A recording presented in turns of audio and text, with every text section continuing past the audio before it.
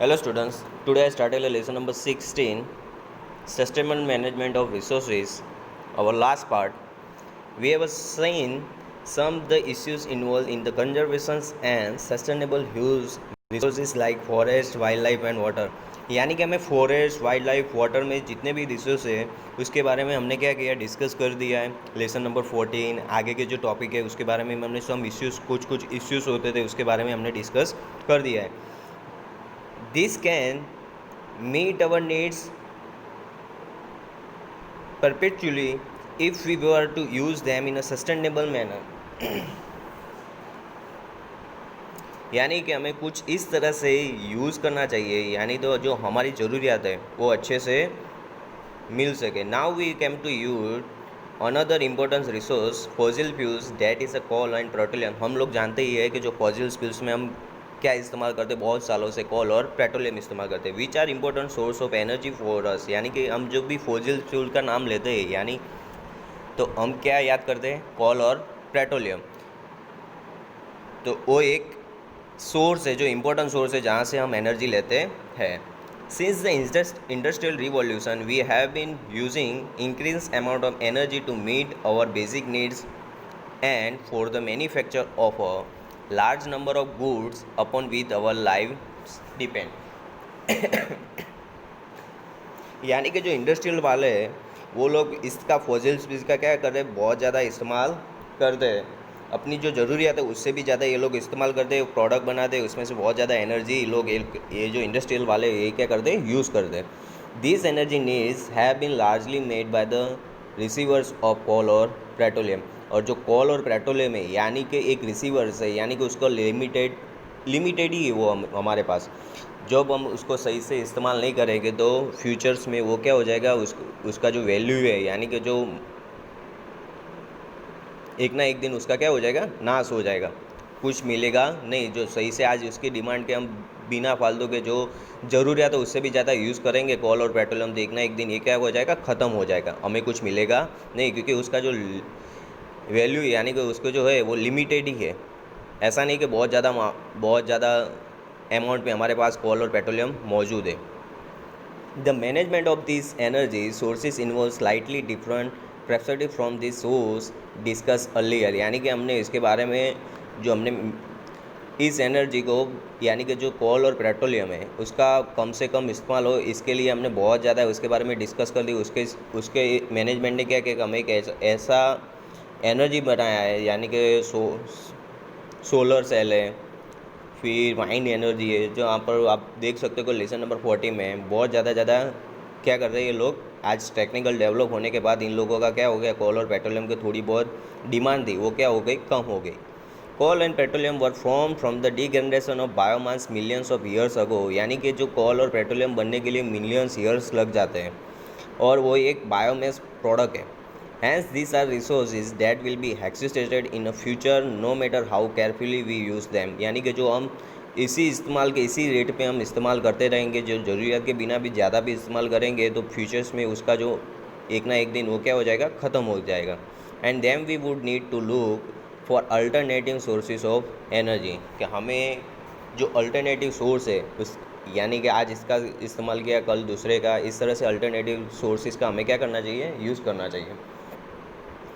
Various estimates as to how too long these resources will last us exist, and no one is that the present rates of use our non-as petroleum resources will last for about 40 years and the coal resources will last for another 200 years. यानी कि क्या बोला कि इसी rate पे हम इस्तेमाल करते रहेंगे. आज के जनरेशन में जो ज़रूरत के बिना जो लोग कोल और पेट्रोलियम का इस्तेमाल करते हैं, बहुत ज़्यादा लोग इसके ही डिमांड पे इसके ऊपर यूज़ करना चालू कर दिया, तो अगले 40 साल में जो पेट्रोल है वो क्या हो जाएगा, ख़त्म हो जाएगा. और जो कोल है अगले 200 साल में उसकी जो वैल्यू है सारे, यानी कि कोल और पेट्रोलियम 200 साल में 40 साल के बाद इसी रेट पे हम यूज़ करते रहे और किसी अनदर सोर्सेज के बारे में हमने सोचा नहीं है, तो क्या होगा कि 40 साल के बाद उसकी जो पूरी अर्थ पे जो पेट्रोल है वो क्या हो जाएगा, ख़त्म हो जाएगा.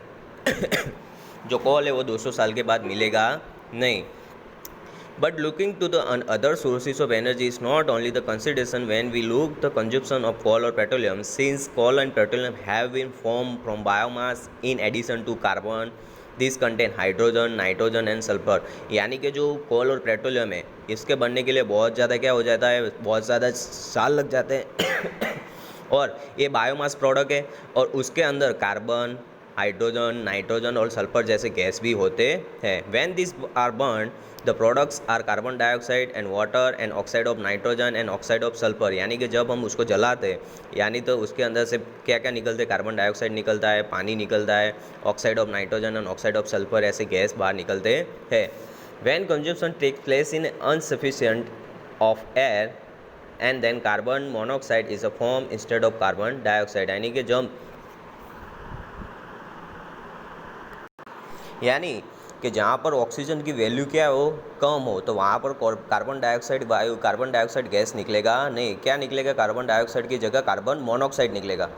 ठीक है, यहाँ पर ये बोल रहा है कि when consumption takes place in insufficient and, यानी कि जो भी आप जलाते हो कोल और पेट्रोलियम, उसमें आपको ऑक्सीजन नहीं है, तब वो वहाँ पर भी कौन सा गैस बाहर निकलता है, तो carbon monoxide is the form instead of a carbon dioxide. यानी कार्बन डाइऑक्साइड की जगह कौन सा निकलेगा, carbon monoxide. Of this products this oxides of sulphur and nitrogen and carbon monoxide are poisonous at a high concentration and carbon dioxide is a greenhouse gas. यानी कि हम उसके साथ साथ कार्बन मोनोऑक्साइड तो निकलेगा ही, कार्बन मोनोऑक्साइड के साथ साथ क्या निकलता है, ऑक्साइड ऑफ सल्फर और नाइट्रोजन के साथ ऑक्साइड सल्फर और नाइट्रोजन भी बाहर निकलते हैं। और कार्बन मोनोऑक्साइड वो एक ऐसा एक जहरी गैस है और कार्बन डाइऑक्साइड तो जानते हो कि वो ग्रीन हाउस गैस उसके कारण ही होता है। Another way of looking at a coal and petroleum is that they are hog reservoirs of carbon and if all this carbon is converted to carbon dioxide, यानी कि हम कोल और पेट्रोलियम के अंदर बहुत ज़्यादा वैल्यू में क्या होता है और वही जब हम जलाते हैं यानी इस्तेमाल करते हैं तो उसके अंदर से ये कार्बन क्या होता है, कार्बन किस फॉर्म में बन जाता है, कार्बन डाइऑक्साइड में। And then the amount of carbon dioxide in the atmosphere is going to increase leading to instant global warming। यानी कि यही जो कार्बन डाइऑक्साइड जो गैस है वो निकलने के बाद किस में चला जाता है, एटमॉस्फेयर में चला जाता है। एटमॉस्फेयर में जाने के बाद कौन सी इफेक्ट होती है, ग्लोबल वार्मिंग जैसी इफेक्ट होती है। We need to use this resources judiciously. इसलिए हमें ऐसे कोल और पेट्रोलियम जैसे रिसोर्स को बहुत कम इस्तेमाल करना चाहिए।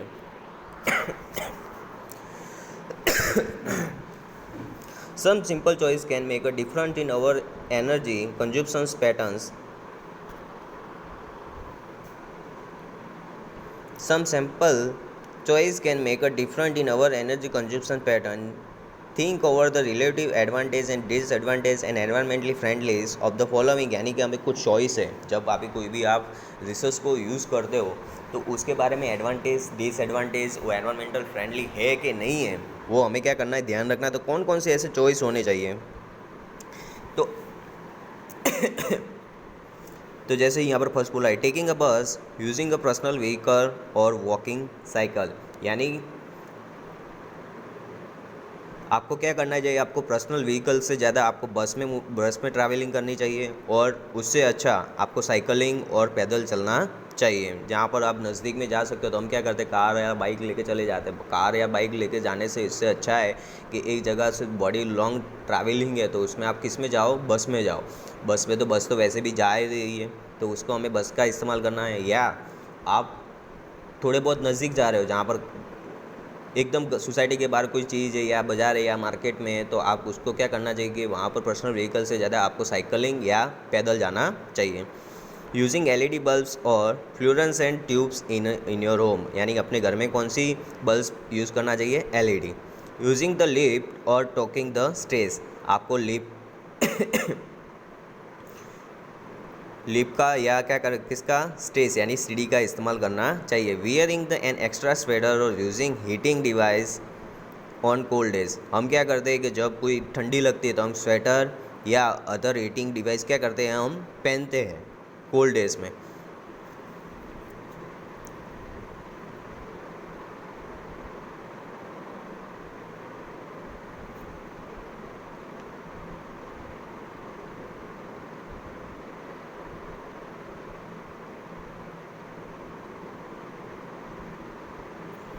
The management of coal and petroleum also addresses the efficiency of our machines, यानी कि अब जो कोल और पेट्रोलियम है वो क्या करते हैं कि मशीन की जो इफिशिएंसी वो क्या करते हैं, बढ़ाते हैं। Fuel is most commonly use in internal combustion of engines in transportation, and the recent research in the field concentrated on ensuring complete combustion in these engines in order to increase efficiency and also reduce air pollution। यानी कि fuel का इस्तेमाल किस में करते हैं हम, transportation में, यानी कि बाइक में भी, बाइक, गाड़ी, व्हीकल, कोई भी व्हीकल आप लेके यूज़ करते हो तो उसमें आपको फ्यूल डालना है। यानी कि आप क्या करते हो, फ्यूल डालते हो। वही फ्यूल क्या करता है कि बहुत ज़्यादा एयर पोल्यूशन करता है। तो आज के जो रिसर्च है जो इसके ऊपर कॉन्सेंट्रेट कर रहे हैं, कि कॉन्सेंट्रेट इसलिए कर रहे हैं क्योंकि ज़्यादा से ज़्यादा ऐसा भी एक रिसोर्सेज बना जाए जैसे कि इसका पेट्रोल का इस्तेमाल क्या हो जाए, कम हो जाए, और एयर का जो पोल्यूशन है वो भी क्या हो जाए, कम हो जाए। तो इस तरह के आज रिसोर्सेज के बारे में ये लोग जो मैनेजमेंट है वो इसके ऊपर कॉन्सेंट्रेट कर रहे हैं। An overview of natural resource of management, यानी लास्ट हमारा टॉपिक है इसी लेसन का 16.5, an overview of natural resource management. यानी कि जितने भी नेचुरल रिसोर्स है उसका मैनेजमेंट करना बहुत डिफ़िकल्ट है। Sustainable management of natural resources is a difficult task, यानी कि जो मैनेजमेंट, जो नेचुरल रिसोर्सेज का जो मैनेजमेंट है उसका मैनेजमेंट करना भी बहुत ज़्यादा क्या है, डिफ़िकल्ट है। In addressing this issues we need to keep an open mind with regarded to the interest of various stake holders.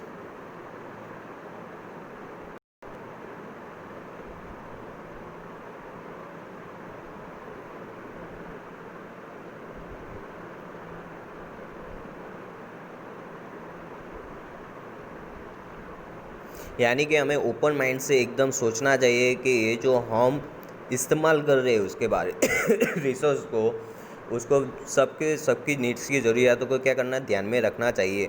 We need to accept that the people will act with their own based interest as the priority. आप हम लोग तो वैसे समझते ही हैं कि हम लोग जानते भी हैं, यानी कि हमें जो पहले वाला जो यूज़ करेंगे तो हम क्या करेंगे, हम जो पहले यूज़ है उसकी एनर्जी हम क्या करेंगे, पिछले वाले का सोचेंगे नहीं कि उसको मिलेगी या नहीं करेगी। हमें ज़रूरियात है आज एनर्जी की, रिसोर्स की, तो हम क्या करेंगे, फटाक से उसका इस्तेमाल कर देंगे। नेक्स्ट जनरे के लिए या नेक्स्ट पीपल के लिए हम उसके बारे में सोचते नहीं हैं। हम एक सेल्फिश जैसे हैं। But realisation that such selfish goals will lead to misery for a large number of people and the total destruction of our environment is slowly growing। यानी कि इसी तरह से आप इस्तेमाल करते रहोगे। जो हमें क्या करना चाहिए कि हमें ऐसी ट्रूली चीज़ों को एक्सेप्ट करना चाहिए। और जो ऐसे सेल्फिश वाले जो है, यानी कि हम जो जैसे कि मान लेते कोई रिसोर्सेज है, हमें सेल्फी के सोचा नहीं है, ज़रूरियात से भी ज़्यादा इस्तेमाल करते हैं, किसी के बारे में सोचते नहीं है, तो ऐसा कुछ करना चाहिए नहीं। नेक्स्ट जनरेशन के लिए ये इस्तेमाल है कि जैसे कि मान लेते कि अपने घर में आप बैठे हो, फ़ैन चालू और आपको गर्मी लग नहीं रही है, तो वहाँ पर फ़ैन चालू करके, या आप घर से बाहर जा रहे हो तो ऐसा नहीं कि फ़ैन चालू करके चले गए, तो इसके लिए आपको इलेक्ट्रिसिटी भी बचानी है। ठीक है, तो इसी तरह से आपको वो वाली माइंडसेट बनानी है कि जैसे कि दूसरे वाले पीपल को अच्छे से मिल सके। नहीं तो नहीं करेंगे तो धीरे धीरे ये सब क्या हो जाएगा, एकदम नाश हो जाएगा। Going behind laws and rules and regulations we need to tailor our requirements and individually and collectively so that the benefits of development reach everyone now and for all the generation come।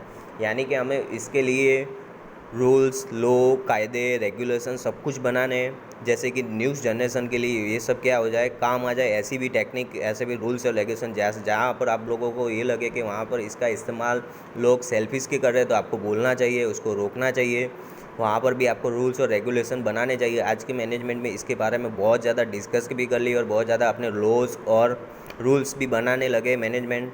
Government ने भी इसके बारे में बहुत ज़्यादा चर्चा भी कर रहे हैं, टेक्निक्स को डेवलप कर रहे हैं। ज़्यादा से ज़्यादा ये कोल और पेट्रोलियम के ऊपर ध्यान इंडस्ट्रियल वाले बहुत ज़्यादा कम इस्तेमाल करें, इसके बारे में भी सोच रहे हैं। साइंटिफिक्स भी डेवलप कर रहे हैं कि कोई और रिसोर्सेज मिल जाए जिससे कि इसका कोल और पेट्रोलियम की वैल्यू क्या हो जाए, कम। जैसे कि सीएनजी आ गया, तो सीएनजी के आ गया तो उसके बाद बहुत ज़्यादा कोल और पेट्रोलियम की, पेट्रोल और फ्यूल के ऊपर बहुत ज़्यादा लोग इस्तेमाल करते हैं नहीं। अब न्यू टेक्निक आने वाली है, तो न्यू टेक्निक में आने वाली है तो देख सकते हो तो जो इलेक्ट्रिक चार्ज है, यानी कि इलेक्ट्रिक करंट से भी कार चलती है, तो इस तरह से भी बैटरी से चलने वाली कार है, इस तरह से नए नए टेक्निक बाहर मार्केट में ला रहे हो लोग। गवर्नमेंट उसके बारे में फोकस भी कर रही है और कॉन्सनट्रेट भी कर रही है कि इसका सही से इस्तेमाल करें। और बहुत जो 40 साल में जो कोल और पेट्रोलियम ख़त्म होने वाला है, वो 40 साल नहीं, जो 400 यानी 4000 साल भी चले, इस तरह से हमें एक मैनेजमेंट करना चाहिए। Now the lesson number 16 is completed. Thank you guys.